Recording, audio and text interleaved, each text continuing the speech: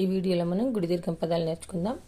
కా గుడిదీర్ఘం ఇస్తే కి, కీర, గీత, ఘీంకారం, చీమ, చీచి, జీతము, జీరుక, టీకా, టీవీ, డీల, ఢీకొను, తీగ, దీర్ఘము, ధీరుడు, నీరు, పీత, ఫీజు, బీర, భీరువు, మీగడ, రీతి, లీల, వీరుడు, శీలము, షీటు, సీత, హీనము, క్షీరము.